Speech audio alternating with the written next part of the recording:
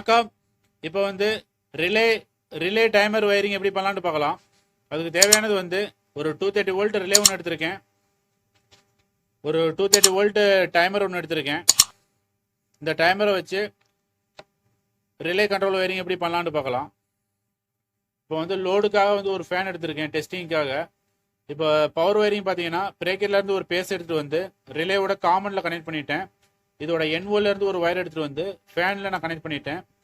இந்த ஃபேனோட நியூட்ரலை வந்து டைரெக்டாக நான் வந்து பிரேக்கரில் கனெக்ட் பண்ணிட்டேன். இப்போ வந்து கண்ட்ரோல் வயரிங் பண்ணி எப்படி இருக்காதுன்னு பார்க்கலாம். ஃபஸ்ட்டு வந்து பிரேக்கர்லேருந்து ஒரு நியூட்ரல் எடுத்துகிட்டு வந்து ரிலேவோட A2ல கனெக்ட் பண்ணிக்கிங்க. ரிலேவோட A2ல கனெக்ட் பண்ணிட்டு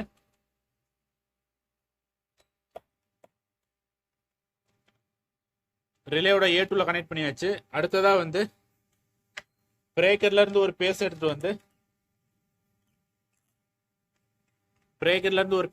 வந்து டைமருக்கு வந்து இன்புட்டில் கனெக்ட் பண்ணிக்கிங்க. டைமருக்கு வந்து இன்புட்டில் கனெக்ட் பண்ணிவிட்டு அதோட அவுட்லேருந்து ஒரு வயர் எடுத்துகிட்டு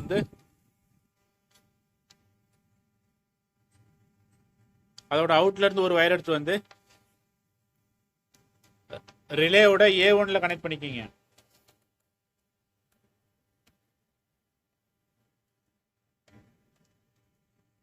ரிலேவோட A1ல கனெக்ட் பண்ணிக்கிங்க. இப்போ வந்து வயரிங் எல்லாம் கம்ப்ளீட் ஆயிடுச்சு. இப்போ ஆன் பண்ணி எப்படி ஒர்க் ஆகுதுன்னு பார்க்கலாம்.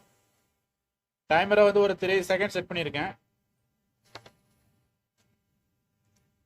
இப்போ வாங்க ஆன் பண்ணி எப்படி ஒர்க் ஆகுதுன்னு பார்க்கலாம்.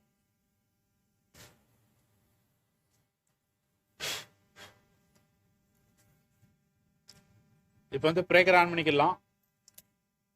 3 செகண்ட் கழிச்சு ஃபேன் ஒர்க் ஆகுது.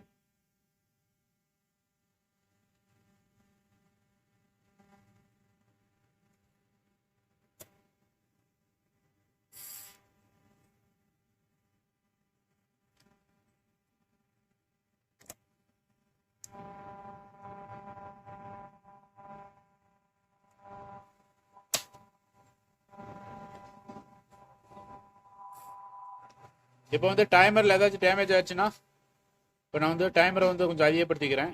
இப்போ வந்து டைமர் ஏதாச்சும் டேமேஜ் ஆச்சுன்னா நம்ம வந்து ரிலே வந்து நம்ம மேனுவலில் ஆன் பண்ணிக்கலாம்.